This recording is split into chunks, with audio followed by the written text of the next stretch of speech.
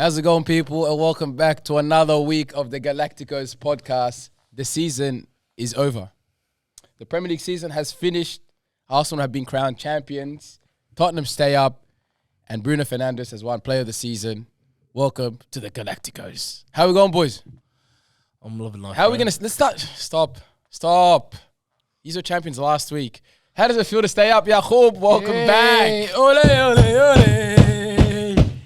Feels good, man. Feels good to stay in the Premier League. I'm happy for you guys. Very happy. We don't care. You enjoy your Premier League? 6 points again, ole. 6 points again. 6 points again. 6 points again, ole. This is unfortunately we're gonna have to be dealing with, but Usman Dembele is gonna change this. We'll get to that. But before we get to that, Let's talk. right. Let's talk, Yacoub. I want to hear what you feel. How do you feel? It's not the best feeling. We're in obviously a really bad situation, but at the same time, bad could have gone to worse. We're still in the Premier League. I think Robert De Zerbi made small changes that meant that we stayed in the Premier League.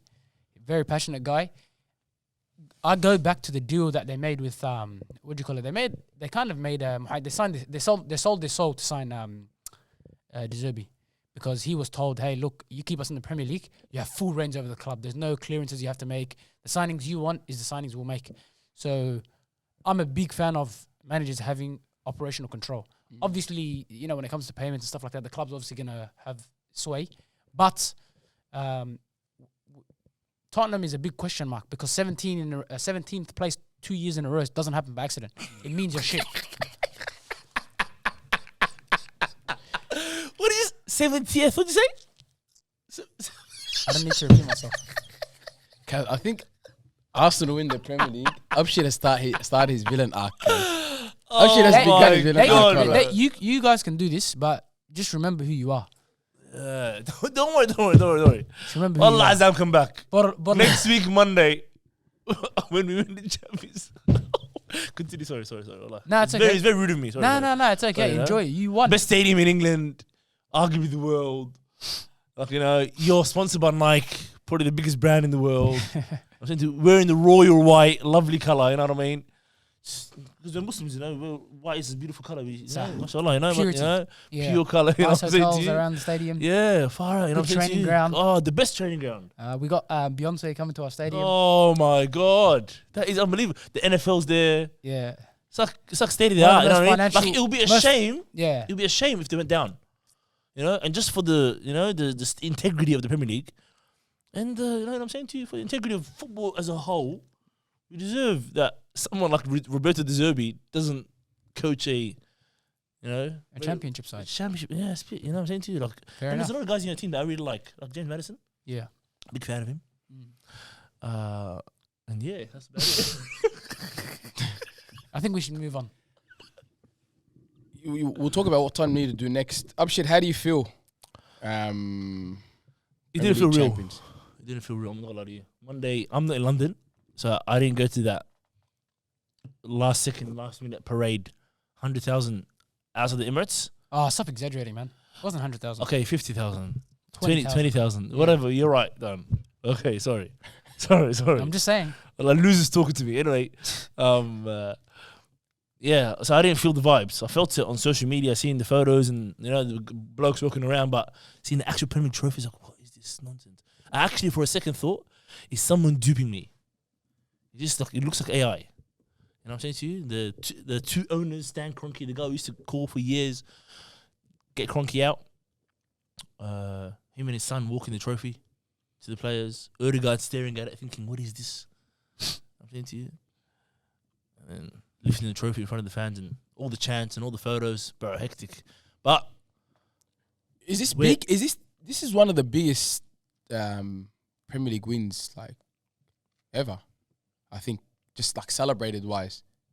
Even as a Tottenham fan, as much as I hate it, like everyone is talking about it. Someone asked me, like a non-soccer guy asked me, he's a diehard footy fan. I said, bro, it's equivalent to Carlton winning the Premiership. I reckon if Carlton win the Premiership, Lygon Street, lock it off. Lygon Street all the way to Marvel. What is going to happen? If they say there's a parade in Carlton, what's going to happen? All the way from the Royal Women's Hospital all the way down to Lygon Street, from Lygon Street all the way down to MCG, Flint, everything locked off for a weekend. Western Bulls won the Premiership 10 years ago. Yeah. I lived in Footscray. Tom Dick Harry beeping the horn. That's Western Bulldogs. Imagine Carlton in it. I wouldn't be surprised. And how many closet Carlton fans are there? There's thousands of Arsenal fans that you didn't even know Arsenal fans were. True. They came out of the woodworks. But Arsenal, yeah. Yeah, I got mates that play Fortnite that started talking about Arsenal. Yeah, So. see, look at that, bro. Like, even girls. Yeah. Bro, honestly, girls have taste. They know what they like, you know what I'm saying to you? Yeah. And for a lot of the girls to support Arsenal, they're just seal of approval. But yeah, it's equivalent to Carlton Football Club if you're a footy guy, or even basketball. The Knicks right now, if the Knicks win That's the good. That's good. NBA championship, it's like what? Everyone knows the Knicks is a big organization, Yeah. but it's like they haven't won anything in I don't know yonks. But Yeah. if they win it, look at that, bro. And yeah, it just feels a bit too surreal.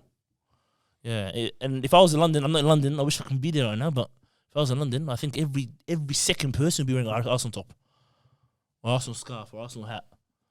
Yeah, at least you can be a bit more impartial, Ravo, by showing your appreciation, the size and the magnitude of Arsenal Football Club. If we win the Champions League as well, oh my God. Do you think that's going to be?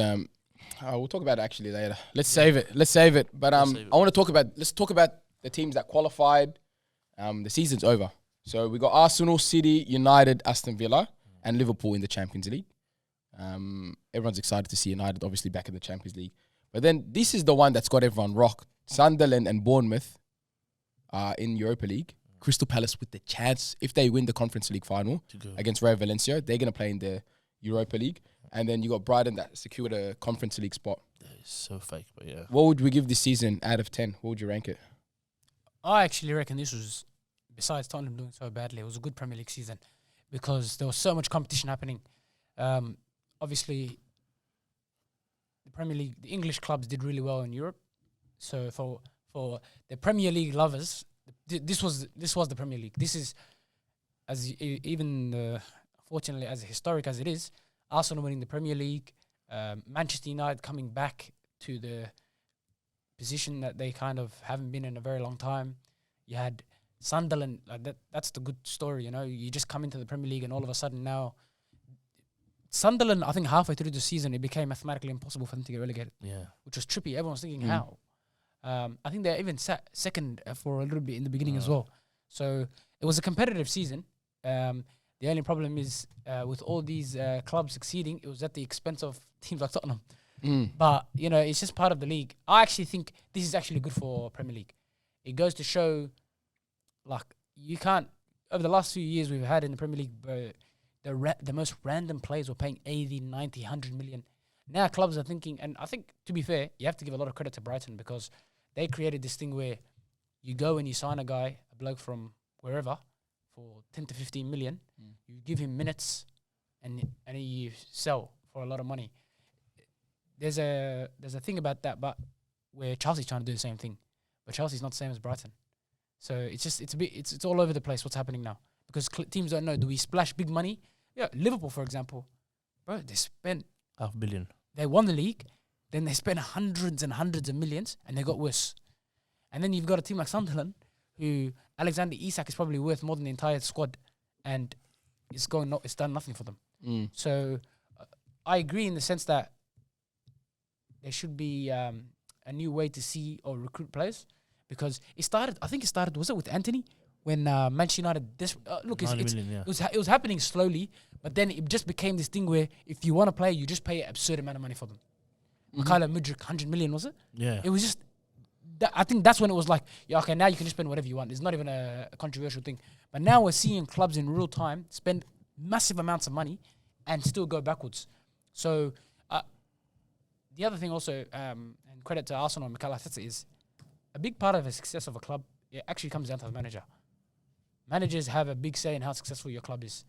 And so now we're seeing clubs who are not traditionally in the big six or the top 10 or stay in the Premier League, staying up, overachieving because they have consistent managers, good recruitment, and they mesh all these things together rather than just, oh, what was that team? There was a team that came in.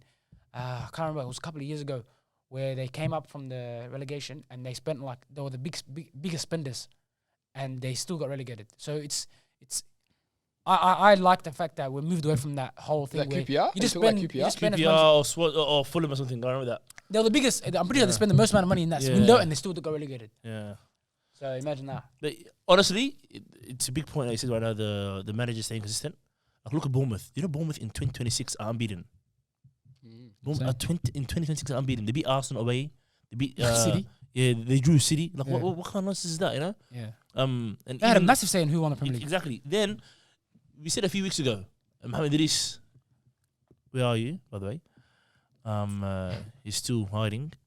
I don't think we'll come out of any. This is Abshir's podcast now. Khalas. Far out. It's done. It's yours. I came, I Yeah, saw, I take. conquered. You wanna Anyway, see here? no, I'm right. I like being on the bright side. Anyway, he was complaining about the Premier League is not good enough anymore. Why are there's all these rubbish teams doing well? That is what makes a competitive league. Everyone's utilizing the tools at their disposal. Everyone's trying to do back in the day, trying to buy a big name for a small club, trying to see if it works. Doesn't work out. Fire the manager. You have your guy on big wages. Get him out. Yeah. Repeat, rinse and repeat. You get relegated. But then now Bournemouth's doing half of Bournemouth team. You don't even know who the hell they are. No. 3 years ago, we didn't know who Semenyo was. I'm saying to you, Brighton's always been doing what they're doing. Sunderland came up. They're owned by a 29-year-old billionaire, like playing full manager in real life. You know, like I love this. Aston Villa, we downplay Aston Villa. They won the Europa League and they're fourth. Do you know how ridiculous that is? Like 3 years ago, if Arsenal won the Europa League and we came fourth, we'll be thinking that is a great season. Yeah, Allah. And Aston Villa right now won the Europa League and came fourth, and everyone's thinking, yeah, well, whatever, yeah, it's Aston Villa. There's a pattern. There's a pattern with these teams that we see that are doing well. Arsenal, Villa, even Bournemouth, he's mentioned. Brighton as well, is they get a manager, they stick with him, and they let him build. You know? Is that what other clubs, like, for example, Liverpool might have to do with Slot? I don't know if Slot's the right man. Is this what Xavi Alonso is going to have to do in Chelsea? Yeah. Tottenham, are we going to have to just stick with De Zerbi, tell him, hey, you do whatever you want. This is your project now. No, but first, he has to come from upstairs. Yeah. Upstairs has to be stable.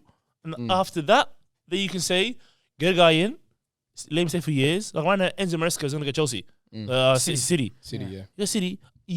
Unless he loses 10 games in a row, he's not going to get sacked. You know, and think of it. Even for smaller clubs that their livelihood depends on it. If City loses 10 games in a row, they know they're not going to get relegated. Bournemouth, this guy, Iriola, search it up if you want. His first 9 games, they lost. They were struggling, yeah. I don't think they even scored a goal. Semenyo mentioned that. He spoke about that in his interview.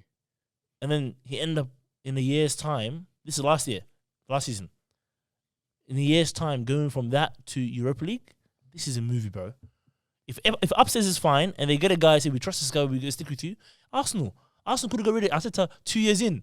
Back-to-back 8th finishes, and then losing the league twice, or finishing 4th and then 5th, whatever it is. 4 years in, hey, Arteta, it's not working out, sorry, see you later. But then now, it makes the story even more beautiful. Everyone's understanding this is a long-term game. The Chelsea's not going to work anymore. Chelsea right now, they got Xabi Alonso. I'm not a betting guy, but I'd bet a couple thousand he's out by January. It's not going to work out for Chelsea. Chelsea's going to think we're going to be first or second. Chelsea this year went through 4 managers. What is this? You know what I mean? The blueprint was set by us. Follow us. And you might become like us. Let's go with United. Let's talk about United, because I think we don't give them enough time here at the pod, and they're probably one of the biggest teams, you know? Probably, yeah. Carrick, now, does he stay or does he go? He signed a full contract. Do they stick with him? Like, do they? Because what happened? You saw it with Ten Hag. They're like, oh, he got us the FA Cup. They signed his players and they sacked him halfway through the season. You know, Ruben, same thing. And the problem is United, that it goes from let's play this style of football. We sack a manager. We're going to start a whole new style of football. Opposite. And then rinse and repeat. Do they stick with Carrick? I think Manchester United's issue is not actually in the managers. It's the profile of their recruitments. Because you look at Ten Hag, you look at Amorim, the changes that they made was so drastic in its formation, but also the types of players that they were getting. Like you had players. Amorim was signing players who are suited in a back five.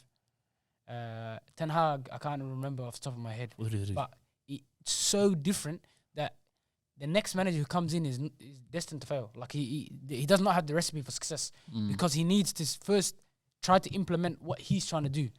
And I think in my first commentary about Amorim is he probably should have got enough time, but he was so poor. He was so bad.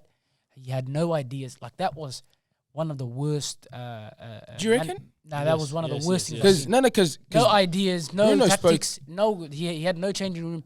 And the thing about Amorim is he had a false perception of who he was.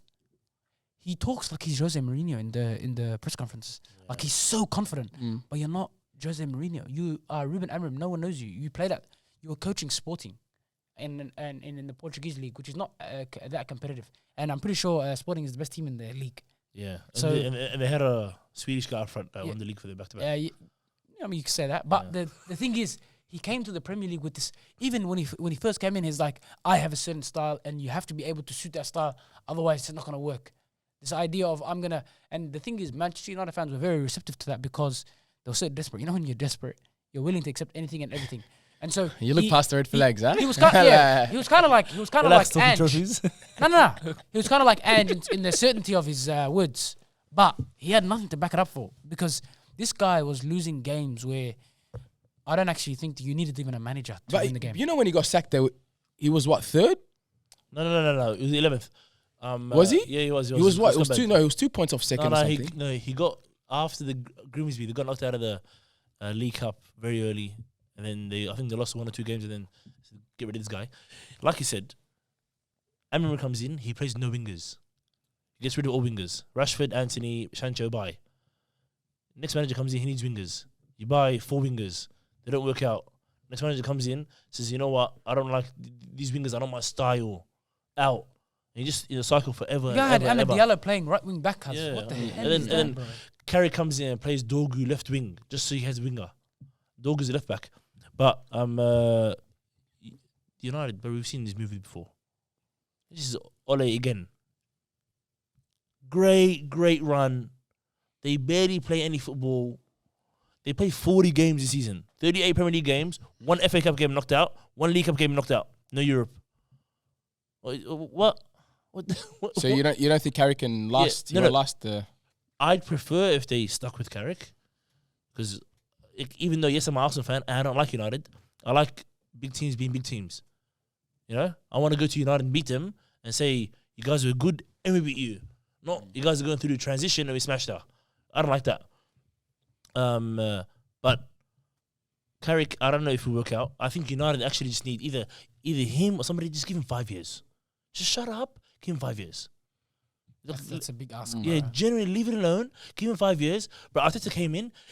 His initial squad, the only person remaining is Bukayo Saka. The only person remaining. Every other guy in that squad is out. So bye. All of them out. And even the guys that he ratted out, they chucked in the bin. They said, I don't give a damn about you. When Arsenal won the league the other day, bare them. Chucking on their stories. Congrats, Arsenal. Mikel, legend, whatever. I'm saying to you, so like as a club, you have to have some sort of self-respect and say, the club is bigger than you guys. Sorry, bye. Bruno, we like you. You're going to stay. Casemiro, see you later. This guy, see you later. And then over 3, 4, 5 transfer windows, and you might lose some players. You might get rid of players. Like right now, Arsenal fans, we didn't have a striker until this year. We had Kai Havertz, yes, but we didn't have like a out-and-out number 9 since Aubameyang. That was like 4 years ago. You know what I'm saying to you? Obviously, you're thinking, but far out, Aubameyang is number 14, gunman, we need him. But you get rid of him to progress in a different way. You start buying young players for 30 million. You buy Odegaard for 30 million. Ben White for 35 million or something, or 40 million. Relax, 50 million. 50, or whatever. Yeah. Done 50 million, done. No. I said to you, Gabriel was 30 million. Yeah. Saliba was 30 million. Where's, what's his name? Who? Xerxes. Does he look like, what is Xerxes? Is he a centre back? Is he a centre defensive mid? Is he a centre attacking mid? Is he a false 9? What on earth is he? True. To me, he's just an indoor player. Like those guys, chuck him in the Somali, yeah? Wallah, look at this guy. What? Hey, Zerky track back. Oh, he's fat, far out. He can't do it. Zerky going behind. Oh no, I like the ball to feet. So you're saying a full 5 years Carrick, give him 5 years. Carrick. I'm saying like choose a profile, somebody that understands the club, that is young, that people respect, and let him build. So now, look, they got Carrick. They can start, and they have a solid team. Yeah, they have a solid team they can work with. Yeah, and even today, actually, you know, Bruno jumped on Darius CEO. Yeah, Darius CEO, and Darius is one of the dumbest podcasts in the world.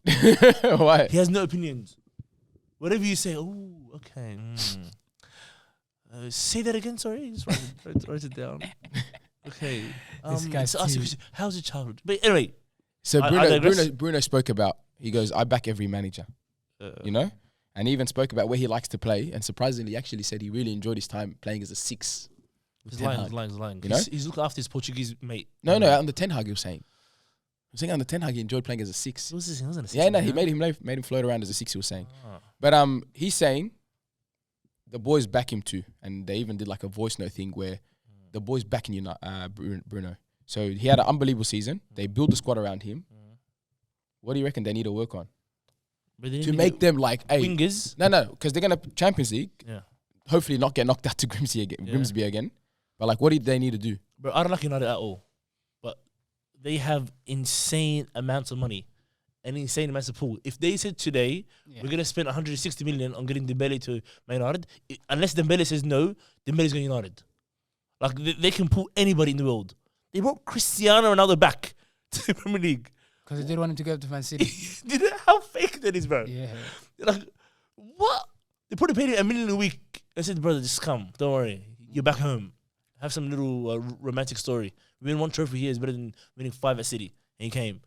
You're forgetting what club this is. And Michael Carrick there, seeing them win, at least he has a bit more like a resume. Unlike Arteta. Arteta came to Arsenal.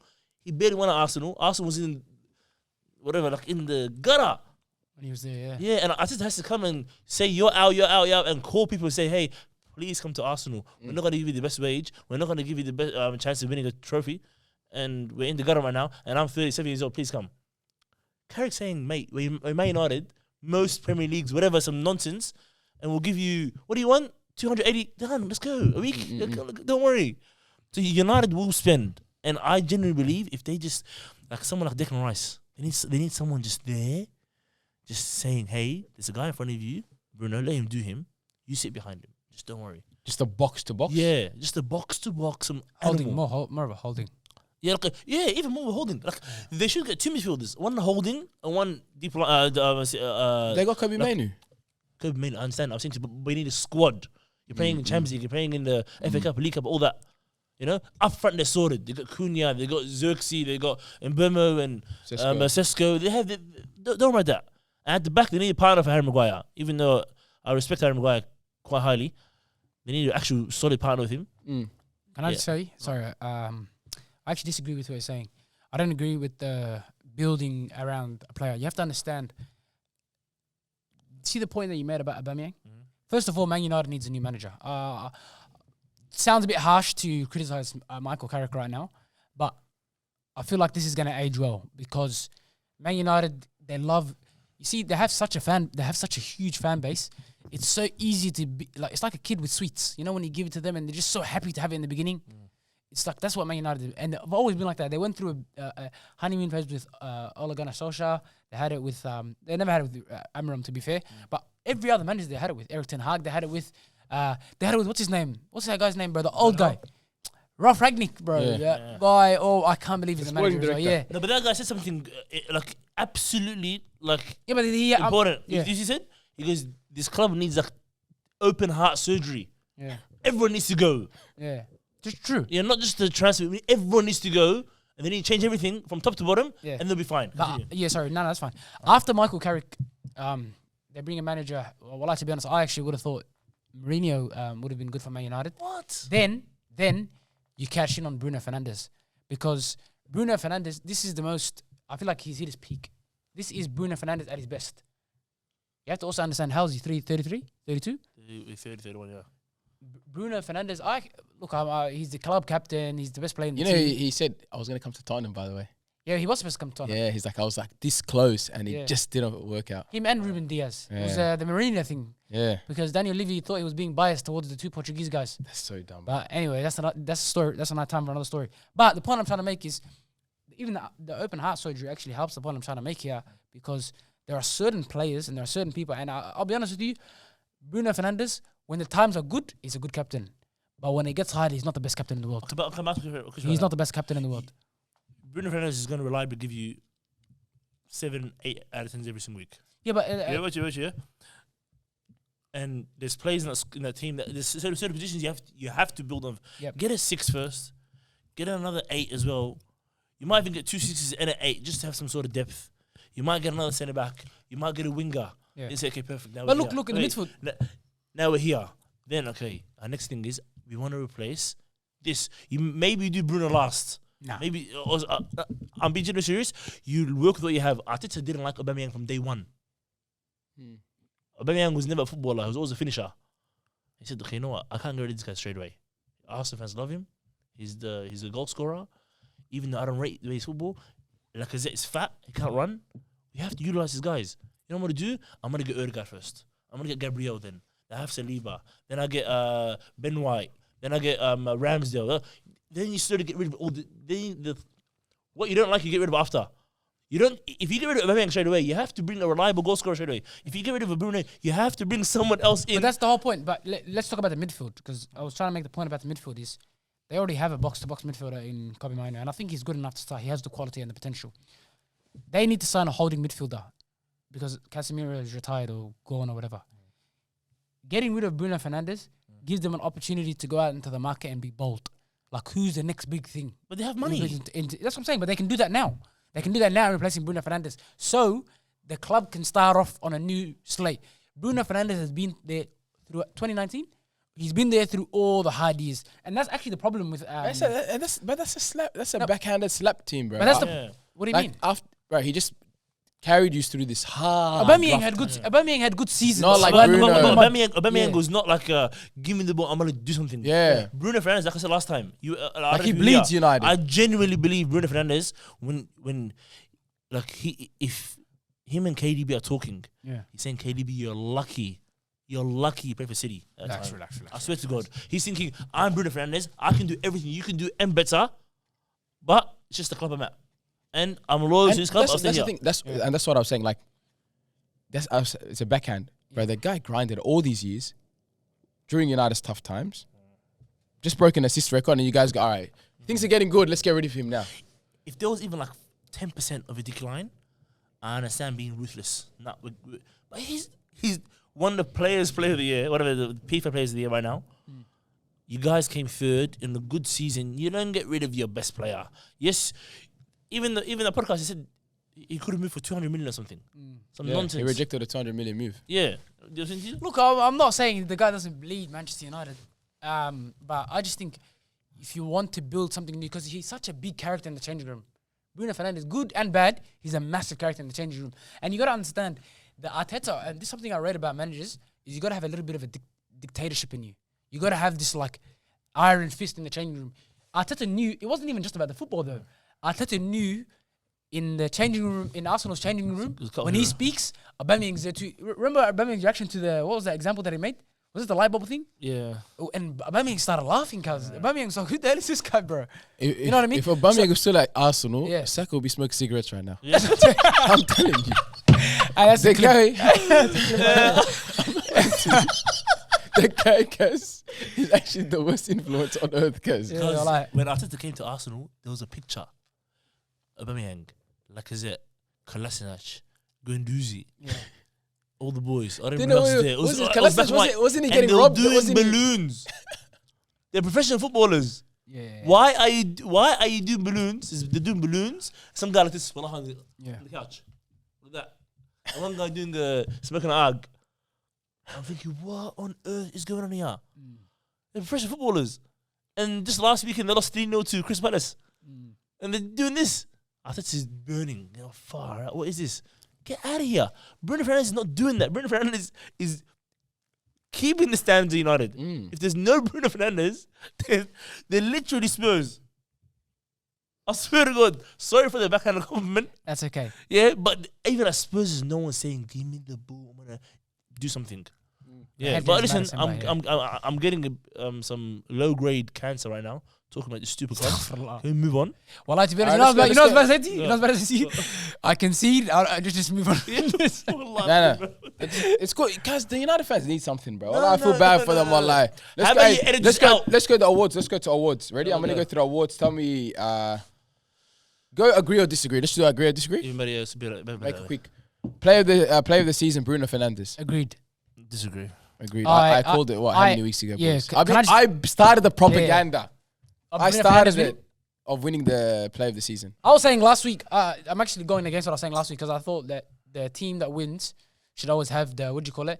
But when he broke the assist record, I was like, yeah, it's a no-brainer now. That's It's the very hard. fakest thing in the world, bro. Get on our face. Yeah, but when Thierry Henry does it, you want to say, oh, Yeah. look at this, But look at that that. year Come he on, did- bro. that year he Oh, he didn't- did 20 and 20, whatever, man. No, but that year he didn't win the league. Huh? He No, but no, you said he's overrated by you mean the assists? I'm talking about the assists. Doing the player of the season, overall, his assists and his performance for Yeah, his that which saying garnered him the reward of being the player of the season. Yes. I Golden I Boot. love Bruno Fernandes, but yeah, move on. Yeah. Golden Boot, Erling Haaland. Obviously, I don't agree or disagree, but Well, no one cares this year, wallah. Golden No, Boot this year, but- no Igor one cares. Thiago, like, would have felt better if Igor Thiago. Nah, I'd agree with Nah, that. no, sorry, Igor Thiago can just enjoy the call up and just sit on the bench for Brazil. Yeah.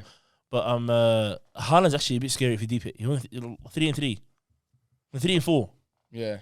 But I felt like he barely played this year. There was a lot of times he was just sitting out. I don't know if that's just me. Nah, I think also Haaland had such a peak in the beginning where he just put the Premier League in such a spliff Yeah. that now even for him, what is it, 25 goals was it? 20, 23? If you talk about 28, I'll cry. His mediocre numbers too. 27. Yeah, 27 numbers, yeah. What is that, bro? Like, remember when we said Harry Kane's one of the best strikers in the world when he Yeah. scores 25 goals? Yeah, bro. What kind of nonsense is that? It's the standard. He created his own standard for himself, wallah. Playmaker, obviously Bruno. Agree. I just realized, Haaland, if he said he scored 36 goals, you wouldn't be shocked. Yeah, wallah. Yeah, whatever. Yeah, It's crazy. Golden Glove. Yeah, David Wright, obviously. David Wright, yeah. Back to back, by the way. It's ridiculous. Okay. And he's still not going to play for Spain. Yeah. What are your thoughts on that? Actually, I want to know your Wait, he's thoughts not on playing? He doesn't start. No, Simone starts. The national team coach Oh, yeah. No, I know what you're talking about, yeah. has that weird belief. Like, Yeah. some coaches say, I don't care. There's a hierarchy. This is my guy. Done. I agree. Yeah. Agree or disagree? It's like Jordan Pickford. Jordan Pickford is a great goalkeeper, but let's just say Nick Pep has a blinder. He's not starting for England. Everyone knows Pickford's playing.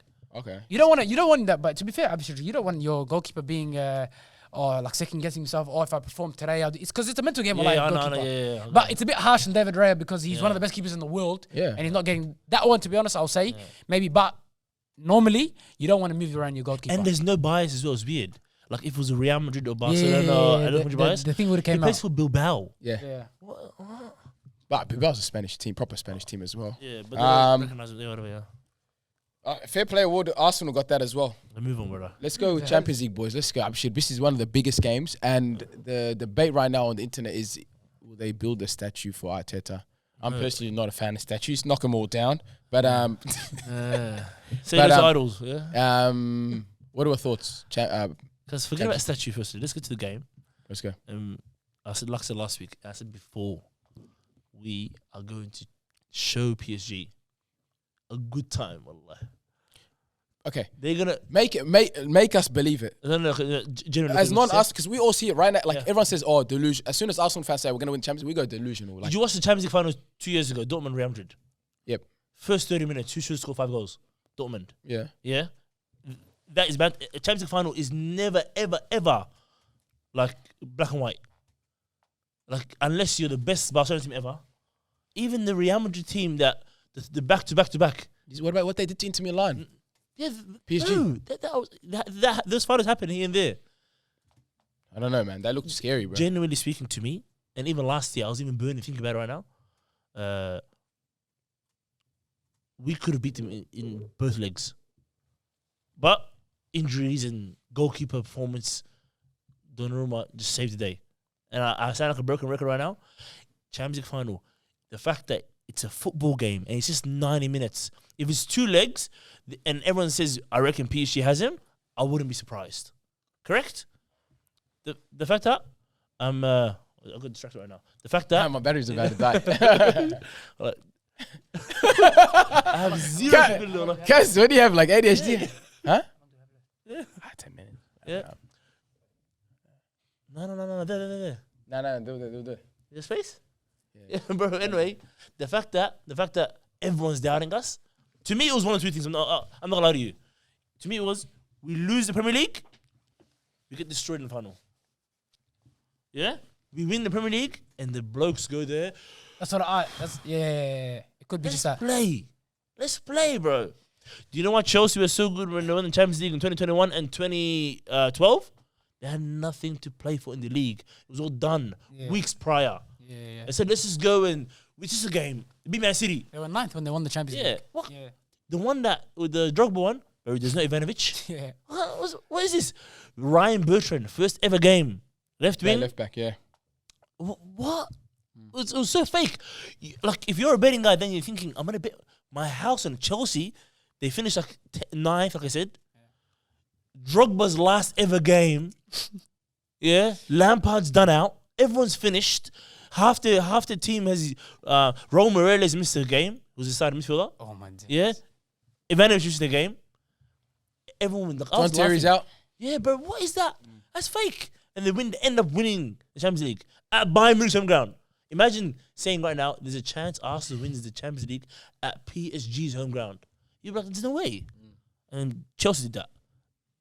I'm telling you, when there's no pressure on you, especially some guys that just needed confidence, Arsenal were always good. It's the mental block. It's the mental block, yeah. We know we can do it.